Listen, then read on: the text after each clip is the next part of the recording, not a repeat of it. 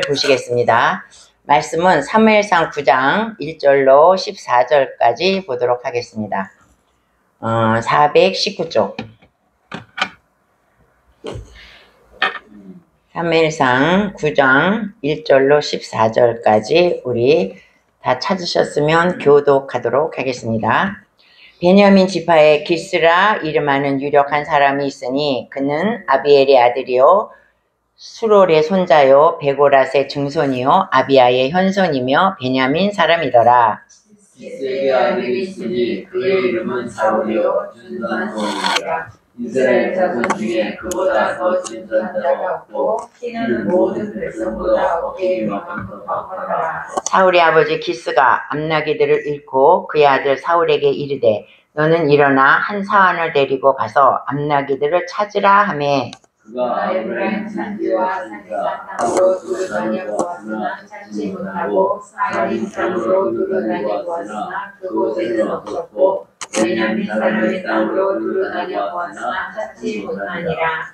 그들이 숲땅에 이른 때에 사울이 함께 가던 사환에게 이르되 돌아가자. 내 아버지께서 암나기 생각은 고사하고 우리를 위하여 걱정하실까 두려워하니라 하니 그가 대답하되 보소서 이 성에 하나님의 사람이 있는데 종경을 받는 사람이라. 그가 말한 것은 반드시 다 응하나니 그리로 가자이다. 그가 꼭 우리를 갈 길을 가르쳐 주라 하리라 하시라.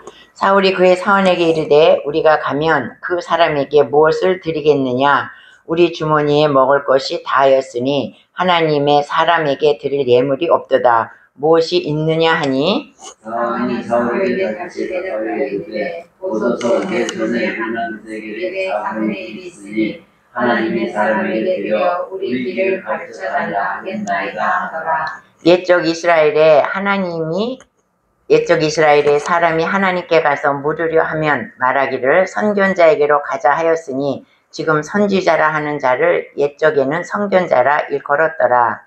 사울이 그의 사원에게 내 말이 옳다 가자 하고 그들이 하나님의 사람이 있는 성으로 가니라. 그들이 성읍을 향한 비탈길로 올라가다가 물 기르러 나오는 소녀들을 만나 그들에게 묻되 선견자가 어디 있느냐 하니 그들이 대답하여 이르되 있나이다. 보소서 그가 당신보다 앞서갔으니 빨리 가소서 백성이 오늘 산당에서 제사를 드리므로 그가 오늘 성읍에 들어오셨나이다. 당신들이 성읍으로 들어가면 그가 먹으러 산당에 올라가기 전에 곧 만나리이다. 그가 오기 전에는 백성이 먹지 아니하나니 이는 그가 제물을 축사한 후에야 청함을 받은 자가 먹음이니이다. 그러므로 지금 올라가소서 곧 그를 만나리이다 하는지라.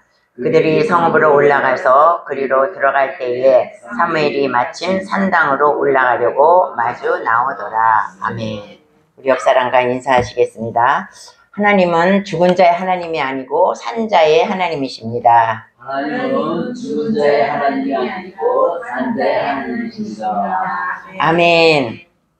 오늘 우리 사무엘상 9장을 보시겠는데요. 우리가 요전 시간에 사무엘상 8장을 봤습니다. 8장에서는 뭐라 그랬습니까?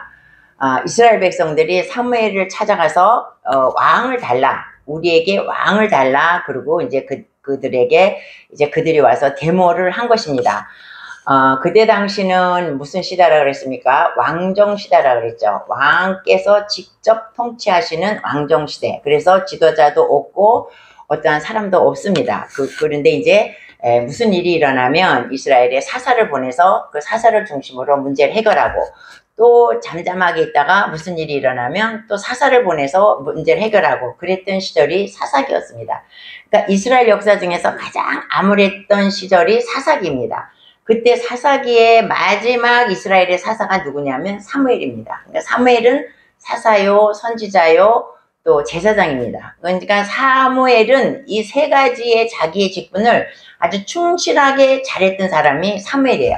그래서 이제 이 백성들은 자기네가 왕이 없는 것에 대해서 늘 이렇게 갈망을 하고 있었어. 우리에게도 왕이 있었으면 좋겠다. 우리도 왕이 있었으면 좋겠다. 전쟁에 나가면 왕이 우리를 이끌고 나가서 전쟁에서 막 진두지휘하는 가운데 우리나라가 이겼으면 좋겠다. 이런 갈망이 늘 있었지만 사무엘이 너무 모든 면에서 부족함이 없고 자기 백성들을 잘 다스리기 때문에 감히 사무엘에게는 왕을 주십시오 그런 말을 할 수가 없었습니다. 그런데 이제 미끼가 생겼죠. 사무엘의 아들들이 사사로 임명을 했는데 그 아들들이 이제 돈을 많이 받고 뇌물을 많이 받고 재판을 굽게 했다는 것이에요. 돈을 많이 받고 재판을 옳게 하지 않았기 때문에 백성들이 그것을 빌미로 삼아가지고 사무엘이 있는 라마로 찾아갔습니다. 그래서 뭐라 그래요?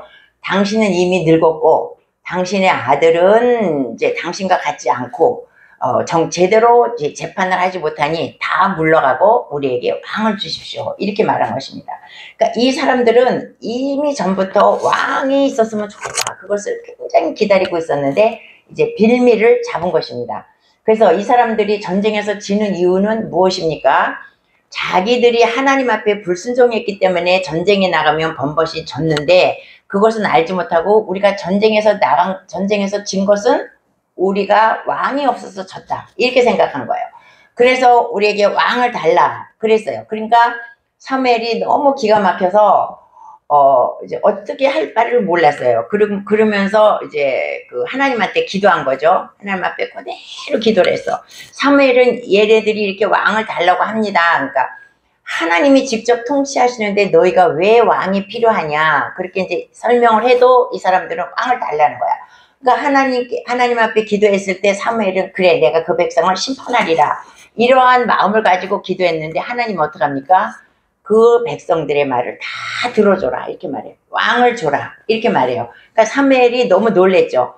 그런데 그 백성들이 왕이 있을 때에 그들이 얼마나 고통당한다는 것을 반드시 이야기해줘라 그렇게 말해요. 그러면서 왕이 있으면 어떻게 된다는 것을 다 말합니다. 첫째, 왕이 있으면 너희들의 딸들이 왕 앞에 끌려가서 왕의 요리를 하고 왕의 놀이개가 되고 또 아들들은 병거를 몰고 말을 닦고 그들을 기르고 또 너희들이 그 세금을 왕이 너희들로부터 세금을 걷어갈 것이고 너희들이 잘 깎은 것 중에 제일 좋은 것은 왕이 다 가져가고 너희가 가서 왕의 밭을 맬 것이고 너는 그러니까 왕이 너희들을 착취할 것이라는 것을 사무엘이 다 말합니다. 그래도 너희가 왕을 먹기를 원하느냐? 그러니까 백성들이 그래도 우리는 왕을 원한다. 그래도 우리는 왕을 원한다. 그렇게 이제 지난 8장까지 그 얘기였습니다. 그래도 우리는 어쨌든지 우리는 왕이 있어야 되겠다. 이 사람들은 소원이 왕이에요. 그래서 이제 오늘 드디어 왕을 주는 그런 장면입니다. 근데 이제 이솝 우화 가운데 이런 말이 있어요. 이솝 우화 중에 어느 연못에 개구리들이 많이 살고 있었습니다. 개구리들이 맨날 그 연못에서 사니까 재미가 없어. 그래서 하나님 앞에 기도했어. 하나님, 우리에게도 왕을 좀 주십시오. 그랬어요. 그랬더니 개구리가 있는데 어느 날 갑자기 많은 통나무 같은 나무 토막이 그 우물가에 연못에 탁 떨어졌어. 그러니까 개구리들이 우리의 기도가 응답됐다. 그 이솝 우화예요. 하나님 우리의 기도를 들어주셨다. 그러면서 그 나무 토막을 갖고 개구리들이 재밌게 살았어. 그렇게 살다가 또 조금 지나니까 실증이 나. 지루하고 재미도 없어. 그래서 또다시 기도해요. 하나님 이런 나무토막 왕 말고 우리 위에서 군림할 수 있는 능력 있는 강한 왕을 우리에게 주십시오. 근데 어느 날 이제 뭐가 왔냐면 백로가 왔어. 백로가 한 마리가 다 그 연못가에 왔어. 그러니까 하나님이 우리 기도를 응답하셨나 보다. 그러면서 좋아했어. 그러니까 좋아했는데 그 백로가 어떻게 하냐면 그 연못가에 있는 물뱀을 다 잡아먹기 시작해. 그러니까 이 개구리들이 우리의 적인 물뱀을 저 백로가 다 잡아먹는구나. 그러면서 막 박수를 치고 좋아했습니다. 그런데 이제 뱀을 다 잡아먹고 나니까 어떻게 해요? 개구리를 잡아먹는 거야. 개구리를 한 마리 다 잡아먹고 그 개구리가 그 연못에서 완전히 몰살이 되었다는 그런 이제 이솝 우화가 있습니다. 그러니까 이것은 뭐냐면 왕이 나타나면 너희들의 인력과 너희들의 재산과 너희들의 모든 노동력을 다 착취해 갈 것이다. 지금 사무엘은 그 얘기를 하고 있는데 이 백성들은 알아듣지를 못하는 것입니다. 그래서 이제 오늘 이제 드디어 이제 왕을 하나님께서 보내십니다. 우리 9장 1절 한번 읽어보시겠습니다. 베냐민 지파에 기스라 이름하는 유력한 사람이 있으니 그는 아비엘의 아들이요 스롤의 손자요 베고라스의 증손이요 아비야의 현손이며 베냐민 사람이더라. 예, 이제 그리고 2절 다시 계속 읽어볼게요. 기스에게 아들이 있으니 그의 이름은 사울이요 준수한 소년이라. 이스라엘 자손 중에 그보다 더 준수한 자가 없고 키는 모든 백성보다 어깨위만큼 컸더라. 이제 사울을 왕으로 삼으면서 하나님께서 사울에 대한 배경을 이제 설명하십니다. 베냐민 지파, 그리고 이제 우리가 성경에서 누구의 현손이요, 증손이요, 아들이요 이러면은 그 집안은 굉장히 부유한 집안이고 그 집안은 굉장히 유력한 집안이라고 했습니다. 굉장히 뼈대가 있고 부유한 집안의 아들이 이제 사울이라는 거예요. 이 사울이라는 이제 하나님께서 왕을 뽑으시는데 이 사람이 집안이 대단한 집안이야. 대단한 집안이고 아주 그냥 돈도 많고 그냥 그 모든 가문이 뼈대 있는 가문이라는 거야. 그 아들을 하나님께서 사울을 택하셨어요. 근데 사울은 어때? 또 얼굴이 너무 잘생겼어. 아주 준수해. 그보다 준수한 자가 없더라. 그러니까 인물이 굉장히 잘생기고 키가 다른 사람보다 어깨 하나가 더 있어. 그러니까 키도 크고 인물이 잘생긴 그런 사울을 하나님께서 왕으로 뽑으셨다는 거야. 많은 사람 중에. 근데 그가 누구냐면 베냐민 지파 사람이다 이거예요. 이제 여기서 베냐민 지파라고 말하는 것은 그때 당시에 베냐민 지파가 어떤 일이 있었냐면 여러분 사사기를 보면 다 아시겠지만 그 레위 지파 사람 중에 첩이 하나가 있었어. 근데 첩이 하나가 있었는데 그 불량배들이 와서 이 첩을 뺏어가서 강간을 하고 다 죽여가지고 그 앞에다가 갖다 놨어요. 그 집 앞에. 그래갖고 이 첩이 다 죽은 첩을 이 레위인이 발견하게 된 거예요. 그래서 이 레위인이 너무 그냥 화가 나서 이제 베냐민 지파 쪽으로 갔기 때문에 이것은 분명히 베냐민 지파의 불량배가 이것을 한 것이에요. 그래서 이 레위인도 대단한 사람이죠. 그 여자의 시체를 12개로 쪼개가지고 한 지파에게 그 여자의 시체를 다 보냈어. 그러면서 베냐민 지파 사람들은 이것을 회개하고 그 불량배를 나한테 데리고 와라 이랬는데 베냐민 지파가 그 사람들을 감추고 내놓지 않는 거예요. 그러니까 이제 전쟁이 일어난 거야. 우리 이스라엘 민족 가운데 이런 일을 하는 사람은 없다.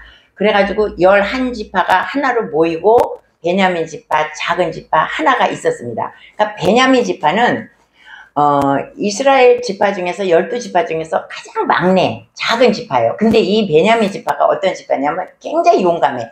싸움을 무지 잘하는 지파야. 이 베냐민 지파 사람들이. 그래서 11명의 이렇게 지파와 베냐민 지파 한 지파가 싸움이 일어났습니다. 11지파와 한 지파가 싸우면 누가 이기겠어요? 당연히 11지파가 이기지. 그런데 베냐민 지파가 이겼다는 거야. 11지파를 상대해서 이 베냐민 지파가 이겼다는 겁니다. 그러니까 이 베냐민 지파가 얼마나 강하고 싸움을 잘하는 지파라는 겁니다. 그런데 졌어. 11지파가. 그러니까 또다시 화가 나서 또 전쟁을 또 했어. 2번 했는데 또 졌어. 베냐민 지파가 그렇게 강한 지파예요. 싸움을 잘해. 11지파를 물리치고 죽기 살기로 해서 이 지파를 이겼어요. 그러니까 이제 3번째 이 사람들이 하나님 앞에 막 기도해갖고 이럴 수가 있습니까? 하면서 기도했을 때 3번째 이제 이 11명의 지파 사람들이 이긴 거예요. 그래서 이 11지파가 베냐민 지파를 완전히 다 죽여버렸어. 완전히 다 죽여버리고 몇 명이 남았냐면 600명이 남았어. 남자가. 그러니까 이 지파 하나가 완전히 허물어지는 그런 상황이었어요. 그래서 이제 600명이 남으니까 이게 아직 형성이 되지 않았습니다. 여자들도 다 죽고 그래가지고 이 베냐민 지파가 이제 그렇게 강하다는 것을 여기서 나타내는 것이고 베냐민 지파가 아직 자리를 잡지 못한 거예요. 옛날처럼 그렇게 이제 남자들이 많이 생겨나지 못해서 세월이 지나가야 되는데 아직 그 세월이 안 지나갔다는 거예요. 그래서 베냐민 지파는 지금 굉장히 약한 지파라는 거야. 근데 하나님은 왕을 어디서 세워? 약한 지파에서 가장 약한 지파 베냐민 지파에서 세웠다는 것입니다. 왜 하나님은 약한 지파에서 세우셨을까? 만약에 이때 누가 강성했냐면 유다 지파와 에브라임 지파가 굉장히 강했습니다. 그래서 에브라임 지파와 유다 지파에서 왕을 세우면 전쟁이 일어났을 때 이 사람들이 이겼다. 그러면 이 사람들은 우리가 전쟁을 잘해서 이겼다 이렇게 말한다는 거예요. 그러니까 베냐민 지파가 싸움에서 이겼다 그러면 베냐민 지파는 사람이 없기 때문에 이것은 하나님께서 하셨다 하면서 하나님 앞에 영광을 돌릴 수 있는데, 유다 지파나 에브라임 지파는 자기가 잘나서 전쟁에 이겼다 이럴 것이기 때문에 하나님은 강한 사람을 쓰지 않는다는 거예요. 그러니까 우리는 뭐냐면, 내가 연약하다고 믿고 있고 나는 아무것도 못합니다, 나는 주님밖에 없습니다 할 때 그 사람을 쓰신다는 거야. 나는 능력 있고 나는 이렇게 뭐든지 잘하고 이런 사람을 하나님이 안 쓰신다는 거야. 그러니까 가장 연약한 베냐민 지파에서 하나님은 이제 이스라엘의 초대 왕을 선택하셨다는 것입니다. 그리고 또 뭐냐면, 베냐민 지파하고 에브라임 지파하고 유다 지파가 강성한데, 만약에 유다 지파를 세우면 이 에브라임 지파가 시기 질투를 해. 또 여기를 세우면 여기가 시기 질투를 해. 그러니까 자기네끼리 시기 질투하는데, 이렇게 연약한 지파에서 왕을 세우면 아무도 시기하지 않는다는 거예요. 그러니까 하나님이 하시는 일은 정말 부족함이 없습니다. 하나님은 이 사람들이 하나 똑같은 이런 이자에서 이 사람을 왕을 세우면 이 지파가 가만히 있겠냐 이거예요. 그러니까 하나님은 가장 연약한 곳에서 이 사울이라는 사람을 선택을 해서 이제 왕으로 이제 세우시는 그 장면인데, 이 사울도 뭐냐면 그 베냐민 지파 사람이기 때문에 기질이 있죠. 싸움을 잘하고 용감하고, 그런 사울도 기질이 있다는 것입니다. 그러니까 지금 하나님께서는 이 백성들이 원하는 왕을 뽑으신 거야. 잘생겼지, 인물 좋지, 키도 크지, 아주 집안도 좋지, 또 용감한 베냐민 지파 사람이지, 너희들이 원하는 사람으로 내가 왕을 세운다. 왕을 세워달라니까 너희들이 원하는 사람으로 지금 사울을 세운 거예요. 근데 사울의 단점은 뭐냐면, 모든 것은 사울이 다 갖고 있어. 그런데 사울에게 뭐가 부족해? 믿음이 부족해. 사울은 믿음이 부족한 사람이에요. 모든 것은 다 갖고 있지만 사울에게는 믿음이 부족해. 믿음이 부족하기 때문에 어떻게 해요? 결과적으로 사울이 멸망을 하게 된다는 것입니다. 그래서 이제 이 사울을 이제 세우는 과정에서 하나님께서 사울을 이제 뽑아서 이제 세우십니다. 근데 그때에 사울의 아버지 기스가 암나귀를 잊어버렸다 그랬어. 그때 당시에 나귀는 웬만한 집에서는 나귀라는 동물을 갖지 못해. 굉장히 비싼 동물인데 그 중에서도 암나귀들 그랬어요. 암나귀는 더 비싸고 암나귀가 여러 마리 있었다는 거야. 그러니까 사울의 집이 굉장히 부잣집이야. 그런데 그것을 잊어버려서 사울한테 네가 아버지가 찾다 못 찾고 사울에게 가서 네가 종 하나를 데리고 가서 이거를 찾아와라. 나귀들을 찾아와라 그랬어요. 그러니까 사울은 네 하면서 자기 사원을 데리고 이제 나귀를 찾으러 갑니다. 그런데 밤낮 3일을 찾아 돌아다녀. 그 나귀를 찾기 위해서 산 넘고 물 건너서 종하고 같이 3일을 찾아다녔지만 찾을 수가 없었습니다. 찾을 수가 없었어. 그래서 이제 사울이 뭐라 그러냐면 이제 그만 돌아가자. 아버지가 이 나귀는 고사하고 나를 너무 걱정할 것이니 우리를 걱정하니 차라리 집으로 돌아가자. 돌아가려고 합니다. 그런데 사환이 뭐라 그러냐면 여기에 유명한 선견자, 그때는 선견자라 그랬다고 그랬어요. 선지자가 아니고 유명한 선지자가 있는데 그 선지자에 가서 물어보면 답이 나올 것 같습니다. 그런데 사울이 그래요. 그때는 선지자에게 이제 기도를 받으러 가려고 그러면 반드시 예물을 드리는 그런 시기였습니다. 근데 내가 아무 예물이 없다. 돈이 가진 것이 없다. 그러니까 그 사환이 나에게 조그만 돈이 있습니다. 그래서 그걸 갖고 사무엘을 찾아가는 장면이에요. 그러니까 사무엘을 찾아가. 그러니까 막 못 찾아가니까 가다가 이제 여자들한테 물어보는 거야. 여기에 선견자가 있다는데 어떻게 가서 만나느냐. 그러니까 그 선견자가 지금 제사를 지내러 저기 산당으로 올라갔으니 글로 가면 만날 것이다. 그래요. 그래서 이제 사울과 사환은 그 사무엘을 만나기 위해서 산당으로 올라가고, 사무엘은 이미 하나님께로부터 응답을 받았어. 어젯밤에 하나님께서 나타나셔서 뭐라 그랬냐면 내일 이맘때에 이제 그 이스라엘의 왕이 될 사람을 너에게 보낼 것이다. 그러면서 너는 그를 만나서 그에게 왕의 기름을 부어라는 그 말을 이제 하나님의 응답을 사무엘은 받았습니다. 그래서 이제 둘이 만났는데 하나님께서 또 계시해 주시는 거예요. 내가 말한 그 사람이 이 사람이다. 이걸 말해줘. 그러니까 사무엘은 사울이 왕이 될 것을 미리 알고 있었지만 사울은 사무엘이 자기에게 왕이 될 것이라는 그런 걸 아무것도 모르고 있는 거예요.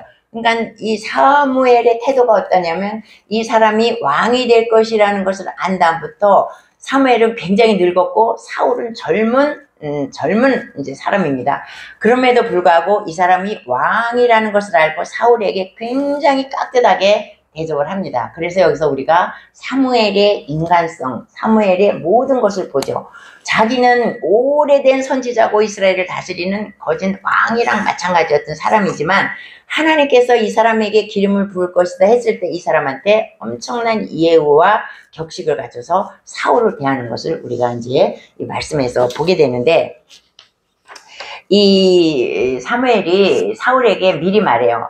당신이 찾고 있는 그 암 양들은 이미 찾았다. 그러니까 걱정하지 말아라.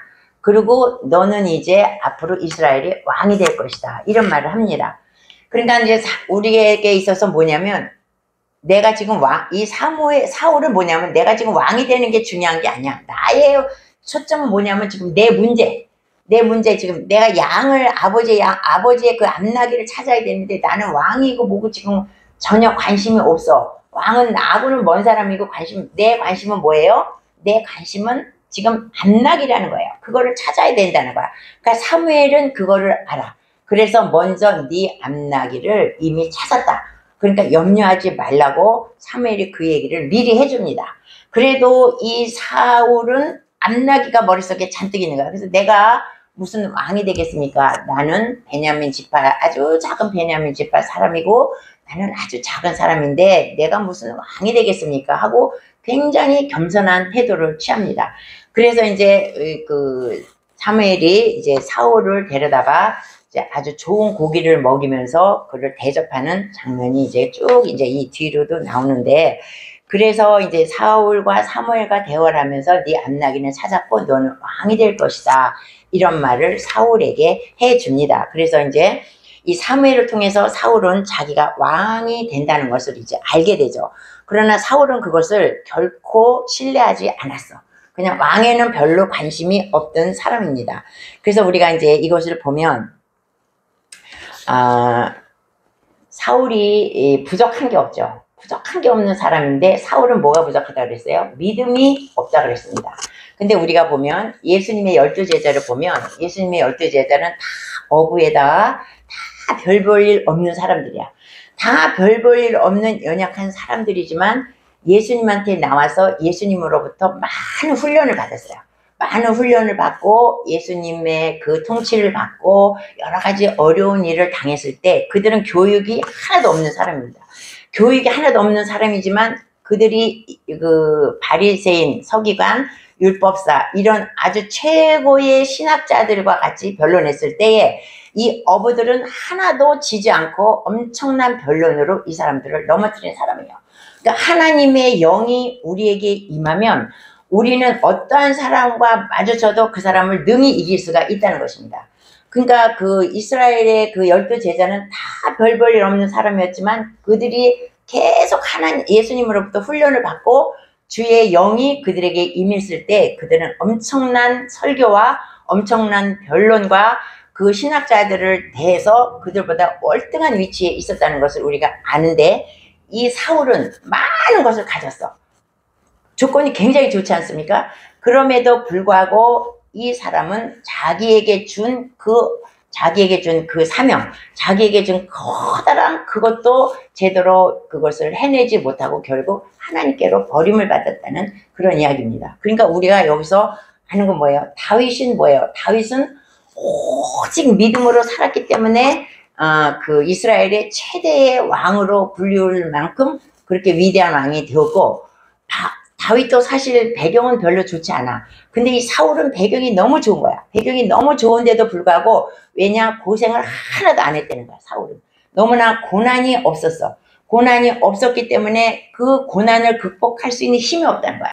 그래서 우리가 뭐라 그래요? 고난이 유익이다 그런 말 하죠. 고난 당할 때는 그것이 아주 듣기 싫은 소리지만 그 고난을 통해서 하나님은 나를 단련시키긴 후에는 정금같이 하나님께서 나를 쓰신다는 거야. 그러니까 우리가 고난을 당할 때는 얼마나 힘듭니까? 그렇지만 그 고난이 결코 힘든 것이 아니라 그 고난을 통해서 하나님은 나를 단련시키고 나를 위대한 사역자로 쓰신다는 것입니다. 그래서 우리가 이 사울을 보면 고난이 없이 산다는 것이 결코 좋은 것은 아니다. 이것을 우리가 알 수 있습니다. 이 사울이 고난을 당하고 그랬으면 사울도 이르지는 않았을 거야. 근데 사울은 고난이 없이 또 믿음이 없이 믿음의 훈련이 없이 살았기 때문에 사울이 나중에 그렇게 하나님께로 버림받는 그런 일을 했다는 것입니다. 그래서 또 우리가 여기서 오늘 우리가 이 9장에서 알 수 있는 것은 우리의 삶의 모든 것은 우연이 없다. 우연이 없다는 것이죠. 사울의 아버지 기스가 암나귀를 잃어버린 것도 결코 우연이 아니라는 거야. 하나님의 섭리가 있었다는 거야. 그 암나귀를 찾으러 사울이 갔는데 3일 동안 찾아도 못 찾은 것은 그것은 또 하나님의 섭리라는 거야. 그리고 사울과 그 사무엘이 만날 수 있는 계기를 만들어준 거야. 못 찾았기 때문에. 찾았으면 안 만났겠죠. 찾았으면 안 만나죠. 못 찾았기 때문에 만나기를 된 것입니다. 그래서 사울과 사무엘의 만남이 결코 우연한 것이 아니고 사울과 사무엘의 만남은 하나님의 섭리였다는 것입니다. 그래서 오늘 여기서 우리에게 보여주는 것은 모든 우리 인간들의 만남과 우리 속에 행해지는 모든 일은 우연한 것이 없고 다 하나님의 섭리라는 것을 우리에게 말씀드리고 있는 것입니다. 그래서 여러분과 여러분들이 우리가 서로 이렇게 만나는 것도 다 우연히 만난 것 같지만 이것도 다 하나님의 섭리라는 거예요. 하나님 앞에는 우연이라는 것이 없다는 것입니다. 그래서 이제 사울이 이제 왕이 되는 이제 전초전에 이제 9장에서 오늘 그것을 살펴봤습니다. 아멘.